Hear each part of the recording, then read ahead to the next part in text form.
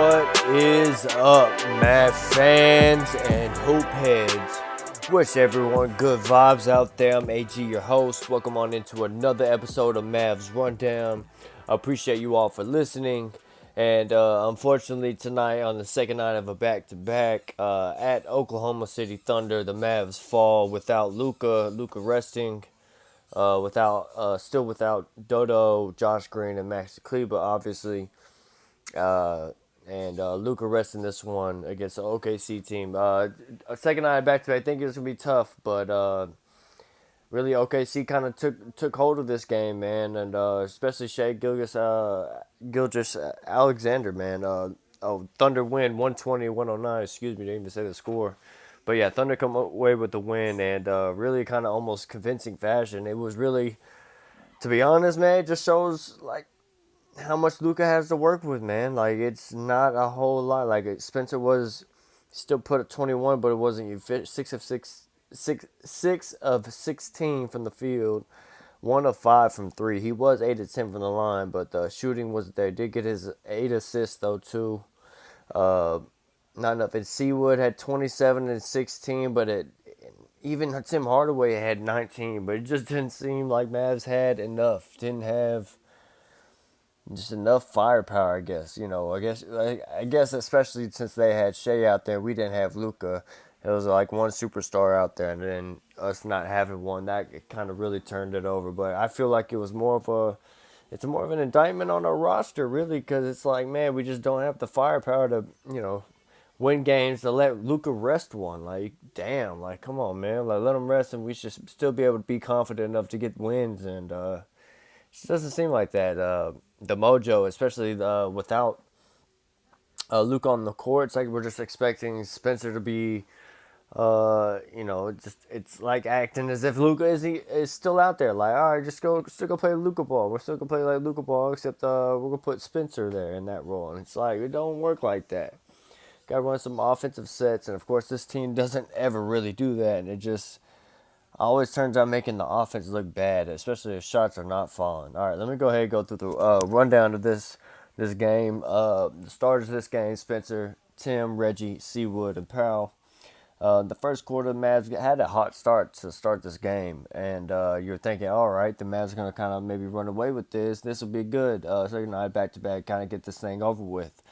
Then at the end of the quarter, the Thunder basically, sum up the rest of the game too. At the end of the quarter, man, the Thunder finished strong, and were able to cut down the lead and down to one. Made it 34-33 at the end of the first quarter. Mavs were up.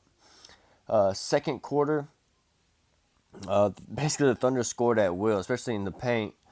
I'll get to that in a minute, but the Mavs offense was just not looking good, and especially, as I said, without offensive sets, it was like, and shots are not falling. It just all looked clunky. It didn't look, like guys know where they're supposed to be. It was all, anytime Tim was dribbling, I was like, this is not going to work out. It's a very awkward thing to be watching. It's just, as I said too, it's just pretend we have Luka with Spencer, and it don't work like that. Into the second quarter, yo, I've literally never seen an NBA player or anyone in my freaking basketball life like get hit in the face more than Dwight Powell. Like, it's crazy, but it's so true. Like, I've never seen anybody since that I played with, that I've known, that I've even kept up watching or anything like that, to get hit in the face more than Dwight Powell. It's just so crazy. But yeah, he is hit in the face in the second quarter. Almost looks like he took an eye out, or the way he was like crawling on the floor, but ends up being okay. But anyway, Thunder took over that second quarter. Won that quarter actually, 36-21. In fact, halftime 69-55. Thunder up. Thunder will shoot 54 from the field, 60% from three. That's 9 of 15 from three. Mavs were shooting only 40% from the field, and we're shooting 50% from the three. But points in the paint were just killing us. Thunder had 28 points in the paint compared to the Mavs 8. So yeah, definitely. Especially they were draining enough threes to keep up with us in the threes. But with Shai out there, man, he was getting to the paint at will all night. Halftime, Spencer had like 10, Seawood 15. But then after that, it's like Tim only had 4 at the time. Jaden Hardy in his 11 minutes at halftime had 6 and 2 assists on 2 or 3 from 3, or 2 or 3 from the field, 1 or 1 from 3. Bertans at halftime had 9 points. He was 3 or 4 from downtown. You were hoping that was gonna heat up, but he actually only took like one more attempt, and that was it. So that was pretty crazy. Uh, Third quarter, Mavs actually really the third quarter and fourth quarter kind of basically literally the same shit. So third quarter, Mavs make it cut it between down to like between 7 and 9 points for a while. It was like a back and forth, but just couldn't get enough stops to get cut it closer than that. And end of the quarter, Shai finishes the third quarter really strong for them and is able to get them going, and not just making points, but getting other guys open and getting their shots. Just like a star, just like Luka would for our team, man. It just, Shea was that guy for them, and like they had their guy out there tonight, and that was really the big difference too. But you think with just this team, I just feel like there's not enough firepower, and that just kind of showed going against. Even without Luka, this is a team I feel like we should still beat, and we didn't. Definitely didn't. Didn't even look like the better team. They played really hard tonight. Anyway, but yeah, Thunder up into the third, 96-83. Fourth quarter, as I said, the same thing. Mavs make another attempt, cut it down to around 7. Then towards the end of the fourth quarter, Shea kind of takes over again, starts getting that M1, then starts hitting. Josh Giddey hit I don't know if it's 2 in a row, but he had 2 threes late in that game. So normally not the best shooter, but 2 big ones down there to seal the game for them. And that's basically the end of the game, man. 120-109, Thunder win. And not much else to say because I've already kind of said it. This is different from superstar. They had theirs out there. Shai is definitely like a superstar.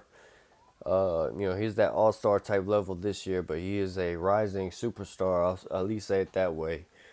Because, man, and this year he's shown that he should be a superstar because he's a beast.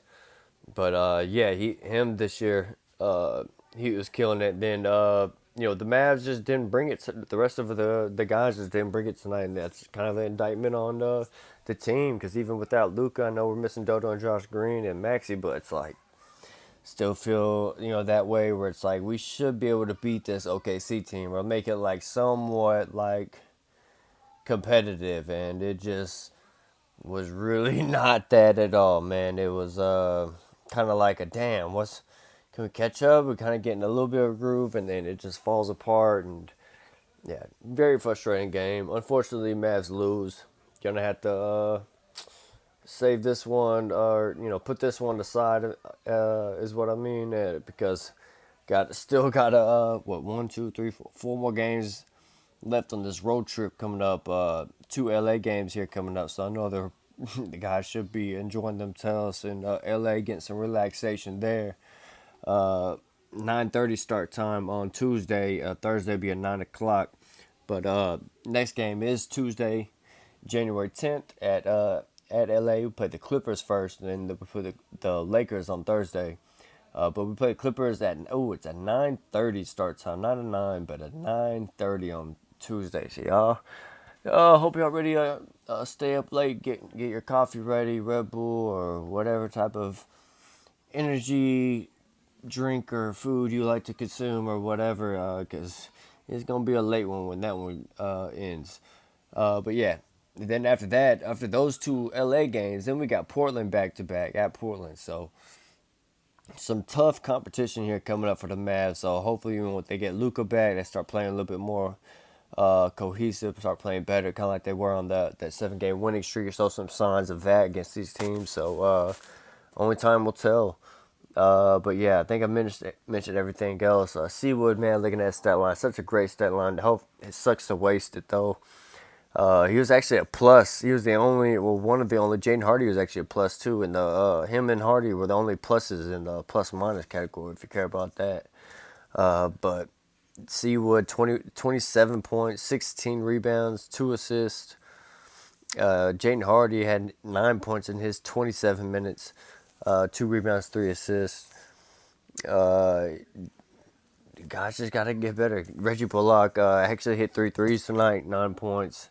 But again, not enough. Only 6 attempts. He needs to start picking it up. We need more attempts, more of him to start making a shot. It's good to see him make 3 of 6, though, but definitely need more. Tim Hardaway tried to get us back at one point. I think he was part of the surge in the third quarter. Didn't materialize. And then no one really off the bench did anything. Frank had 6.